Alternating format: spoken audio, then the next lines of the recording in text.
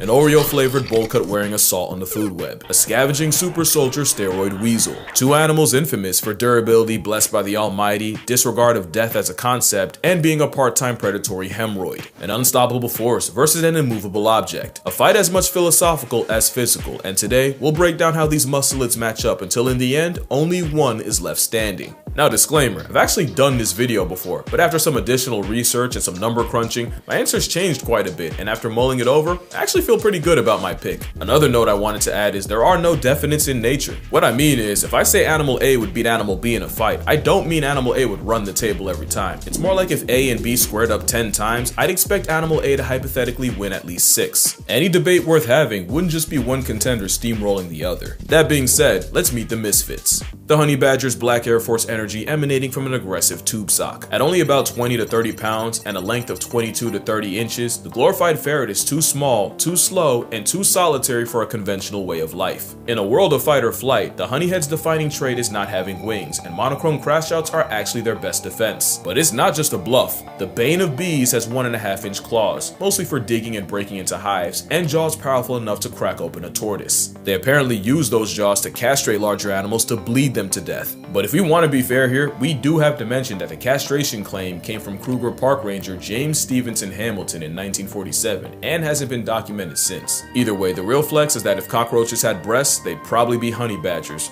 They're that hard to kill. They famously have thick 6mm skin that can tank quills, bites, bee stings, machetes, and most importantly, severe maulings from much larger predators. The rotel also has freakishly loose skin that makes it nearly impossible to pin down without it turning around and delivering punishment to the face. Additionally, they have a reversible anal pouch with a smell foul enough to gift angry bees the power of discernment, although I don't think it would affect a rampaging Wolverine. All in all, the honey badger punches way above its weight, and it needs to have a chance. The Wolverine is a travel-sized bear on bath salts and a different kind of cockroach, living on the very fringes of existence where most others could not. Wolverines weigh about 30 to 45 pounds and measure up at 28 to 42 inches, and they also have the honey badger problem of not having the bulk of a bear, the parkour prowess of a puma, or the power of friendship like wolves. They do have jaws strong enough to crush bone and chew through frozen flesh, and 4-inch semi-retractable claws, mostly for climbing, but also for running non-retractable fades. Like the honey badger, they have thick loose skin, but also a coat to insulate them from the elements. They're also the IRS for animals way above their weight class, as they're on record shifting cougars, wolves, and in some rare cases, even bears from meals. And again, like the honey badger, they also weaponize their anal glands, enough to have the nickname skunk bear.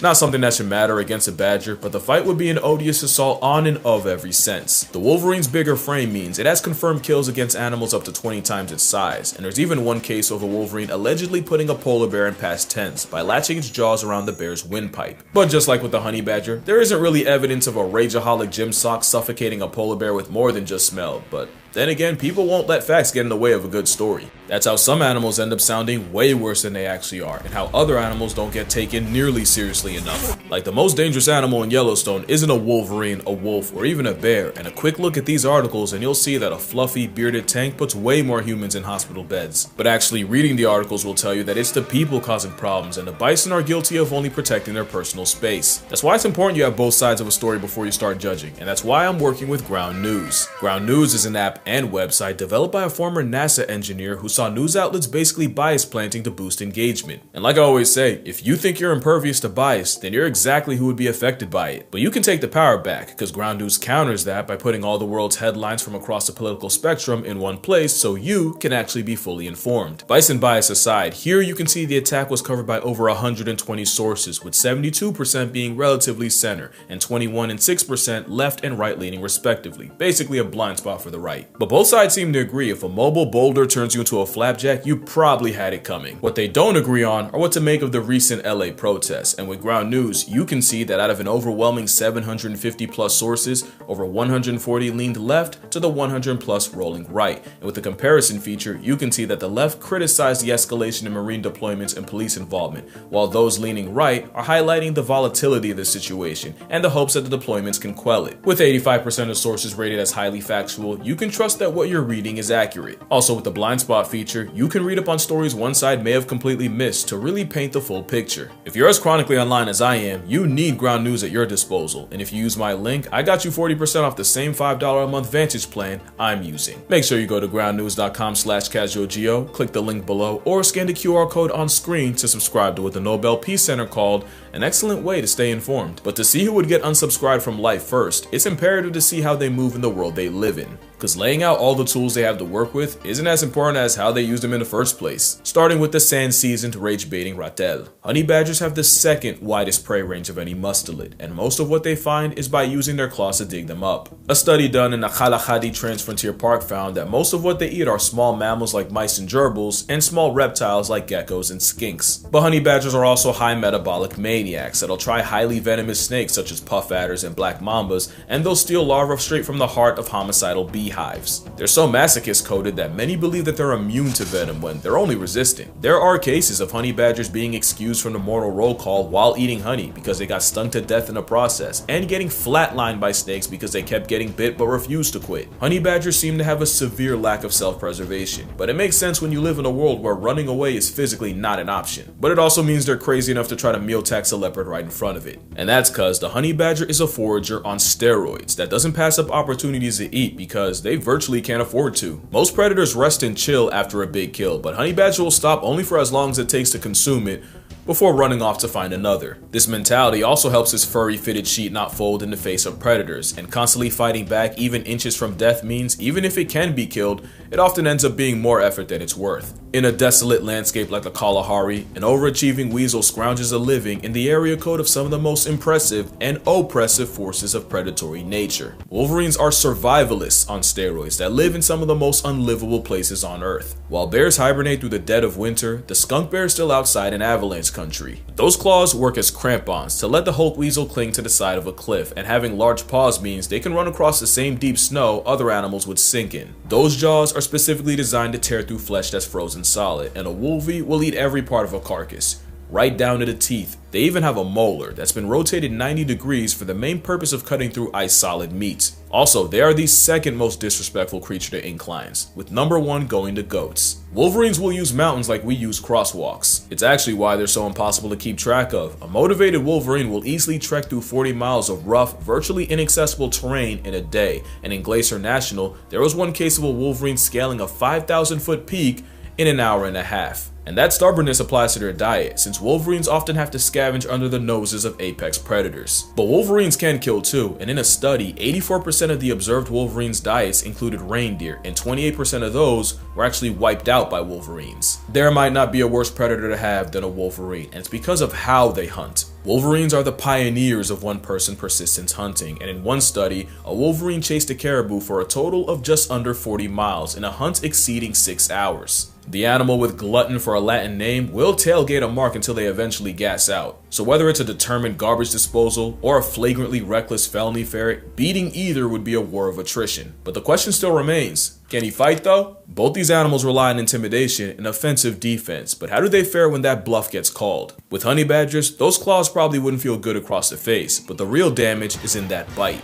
A honey badger's jaws are strong enough to pull the meat out of a carcass after other predators are done with it. They're actually built for conflict, because the badger's skull has a transverse mandibular condyle that locks into the jaw socket, creating a tight fit that secures the jaw and makes it incredibly difficult to dislodge or dislocate. That's how a honey badger maintains its dental grip on either prey or predators, no matter how hard they buck. The jaw strength is how honey badgers are documented murking goats and sheep, usually by tearing holes in their underside and disemboweling them. The honey badger will also use its nasty bite to factory reset snakes by immobilizing them with a bite to the back of the head. By essentially shanking ops with their teeth and using claws for leverage, the honey badger has scored some impressive wins against raptors like Marshall and tawny eagles, and even the African porcupine, the same one that's a lion's last resort. When honey badgers fight each other, injuries show that they go for the face, neck, and underbelly because they know that everything else is a waste of time. The honey badger is an absolute stonewall, but its size means it's realistically not killing prey bigger than a sheep, not like the Wolverine. The Wolverine is a walking vice grip capable of crippling prey. They have the same tight seal jaw mechanism that all mustelids do, and they use it by climbing on top of prey and eviscerating the neck and shoulder area. One of their favorite strats is running up on prey trapped in deep snow and essentially turning their last moments into a rodeo. Wolverines have used this to single-handedly take down Dahl's sheep, reindeer, mountain goats, elk,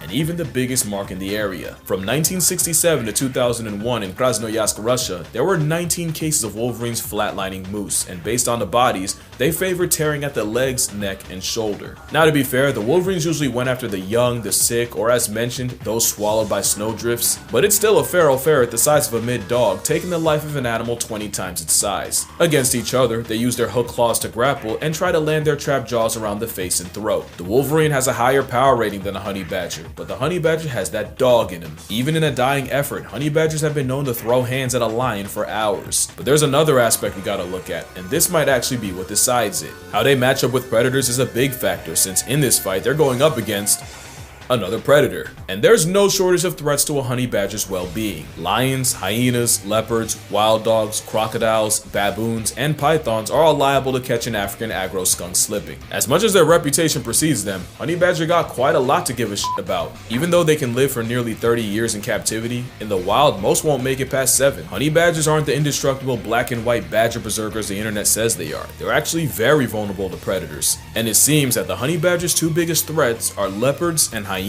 As funny as it is, mature lions typically avoid them, since beefing with a malice-operated weasel when you hunt buffalo for a living is a genuine waste of time. But leopards and hyenas are more curious, and since a foot-tall badger can't outrun a hyena gang or sidestep a leopard, they literally have no other option than to fight to buy itself extra time on Earth. But ultimately, honey badgers have no shot at crippling any predator bigger than a jackal, and it becomes a losing matchup when a predator decides it does have time. It's just that the honey badger's crackhead determination means it can survive situations they have no business walking away from. Wolverines don't face the sheer volume, but they still have a familiar feline build, one of the greatest pack hunters of all time, and one of the largest land predators on Earth to deal with. Like the honey badger, the Wolverine's durability has been blown up as time's gone on. They're actually really vulnerable against wolves. They'll square up and fight the good fight, but they're as brave as they need to be until there's a tree. In a study on the mortality of Wolverines in Sweden, over 40% died to a predator, likely a wolf, or another reen. Of course, we're still talking about a frickin' Wolverine, and you gotta take a gigaferret capable of offing elk, lynxes, and on the right day, a moose.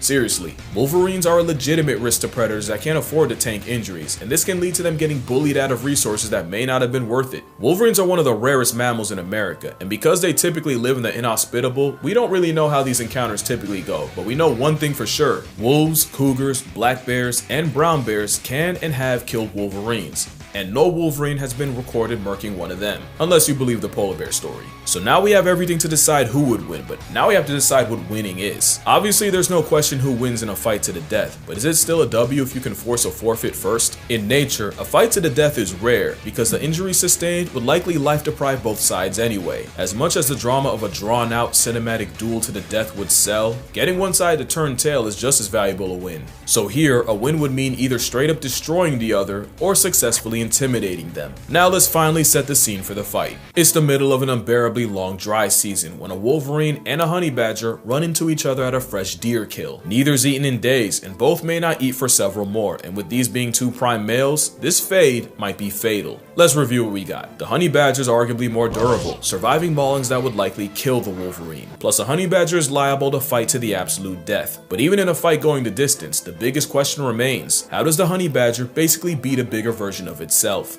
The Wolverine can survive one of the worst conditions of any predator, and the same jaws that can cripple a moose and allegedly a polar bear should be enough to crush the honey badger's skull. But the honey badger takes a lot to kill and will be squirming and giving it right back the whole time. For the Wolverine, the question is, if bigger predators struggle with it, how does the Wolverine expect to be any different? It's not easy, but the winner is the Wolverine. The honey badger's lipo-looking loose skin and attitude would make this a prolonged fight, but the Wolverine's jaws are capable of inflicting enough crush damage on the badger, especially if it lands a blow to the head, which they normally go for. In a fight going the distance, the Wolverine would get beaten up, but the honey badger likely wouldn't be able to get a kill on the Wolverine. But the real winner here is the Wolverine's lack of risk aversion. Even though the honey badger is more kamikaze coded, Wolverines have been known to die trying to steal a kill in front of a bear. So the chances the Wolverine backs off are lower than the Wolverine offing the badger, or even the honey badger running first. Against a similar sized African civet, the nasty honey badger is able to pin it, but ultimately the civet's able to walk walk away. I can't see a honey badger submitting a much bigger Wolverine, but like I said, there are no definites in nature, and in a best of 10, I'd expect a Wolverine to force a submit or a retreat at least 6 times. It was close, but in a matchup like this, only one can take the W, so it's only fitting that the Wolverine already has it. But that's gonna do it for this video. Drink water, hug your mother, touch grass, call your father. Let me know what other matchups you want to hear me talk about, and I'm gonna see y'all in the next one.